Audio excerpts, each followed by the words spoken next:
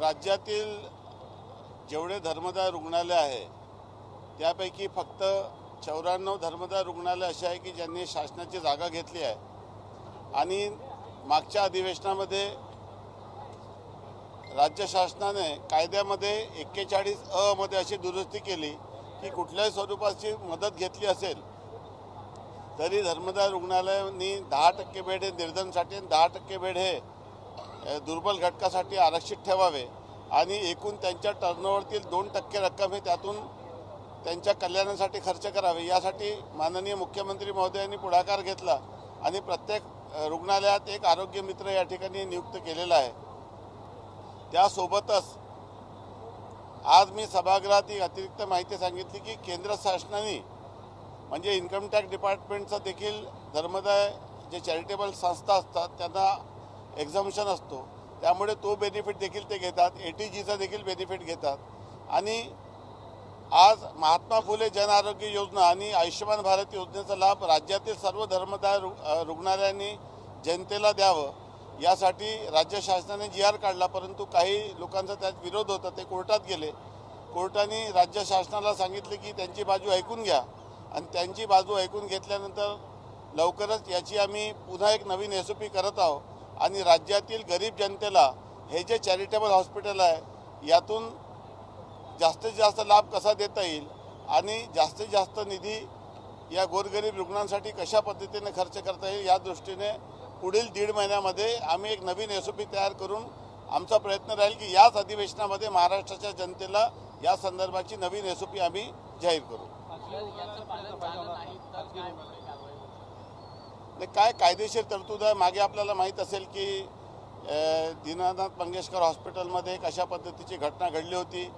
आज मुंबईमध्ये देखील मोठ्या प्रमाणामध्ये अशा पद्धतीची फॅसिलिटी घेणारे खाजगी धर्मदाय रुग्णालय आहे, परंतु प्रत्यक्षामध्ये त्यातून लोकांना गरीब लोकांच्या कल्याणासाठी जेव्हा नॉन प्रॉफिट होणारी म्हणजे नफाखोरी न करणारी अशा पद्धतीची हॉस्पिटल उघडण्यात आली होती, परंतु मूळ उद्देशापासून वेगळं जाऊन सामान्य गरीब जनतेला यातून दिलासा दिला जात नाही आहे।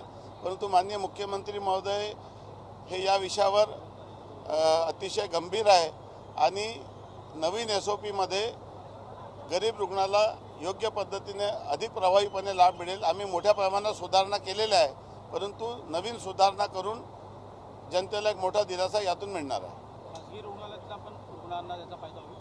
खाजगी रुग्णालयाच्या संदर्भामध्ये तो विषय सार्वजनिक आरोग्य विभागाचा आहे। आता आपण महात्मा फुलेचे जे रेट आहे ते रिवाईज केलेले आहे आणि केंद्र सरकार आणि राज्य सरकारच्या दोन्ही योजनेला क्लब करून राज्यातील जास्तीत जास्त जनतेला मोफत आरोग्य सेवा कशी देता येईल या दृष्टीने राज्य शासनाचा प्रयत्न सुरू आहे। मोठ्या वैद्यकीय उपचारांसाठी देखील ही प्रणाली कार्यरत आहे। एकंदरीत आपल्या सर्वांना कल्पना आहे की राज्यामध्ये मुख्यमंत्री सहायता निधीतून रुग्णांना मदत करण्याचे खूप मोठ्या प्रमाणात प्रकरणं येतात, कारण की मुख्यमंत्री सहायता निधीच्या अकाउंटमधून थेट पेशंटला किंवा म्हणजे दवाखान्यामध्ये आपल्याला ते सर्व पैसे ट्रान्सफर केले जाते आणि मोठा दिलासा यातून मिळतो आणि त्यामुळे मुख्यमंत्री सहायता निधीचं जास्त बळकटीकरण करणं अतिशय आवश्यक आहे।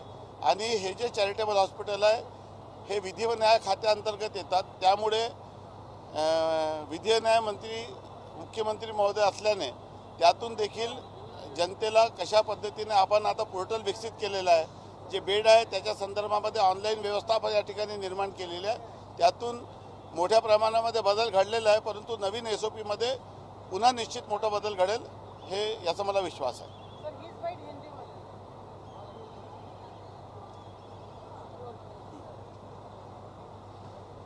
आज विधानसभा के सत्र में जो सबसे पहला प्रश्न था वो चैरिटेबल हॉस्पिटल में जो लोगों की कुछ हद तक लूट होती है, कहीं कुछ तकलीफ़ें होती है और जो महात्मा फुले जन आरोग्य योजना का लाभ है, आयुष्मान भारत योजना का लाभ है, वो लाभ देने से कुछ हॉस्पिटल ने इनकार किया है।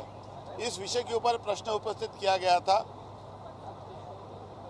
राज्य के मुख्यमंत्री श्री देवेंद्र फडणवीस ने हर हॉस्पिटल में एक आरोग्य दूत की नियुक्ति की है। राज्य में 94 हॉस्पिटल ऐसे हैं कि जिन्होंने सरकार से कंसेशन में जगह ली और 303 हॉस्पिटल ऐसे हैं कि जिन्होंने सरकार से अंशदान में छूट ली है और केंद्र सरकार के जो इनकम टैक्स एक्ट है उससे ये चैरिटेबल हॉस्पिटल को पूरी तरह से एग्जम्प्ट किया गया है।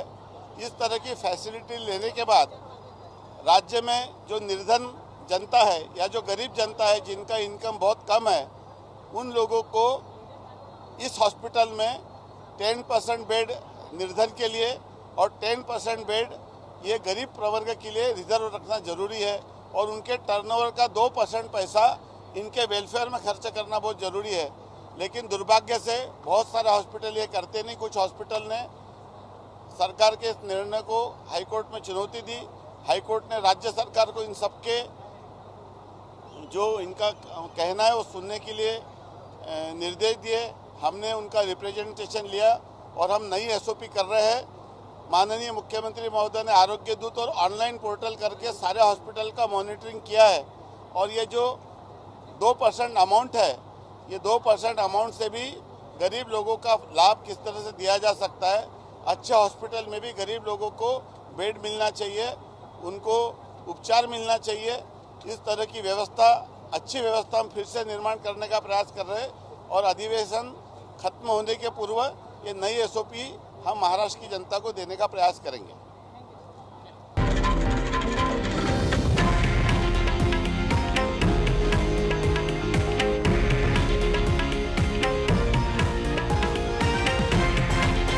हे आहे देशातील नंबर 1 न्यूज नेटवर्क आणि आपण पाहत आहात TV9 मराठी, एकमेव।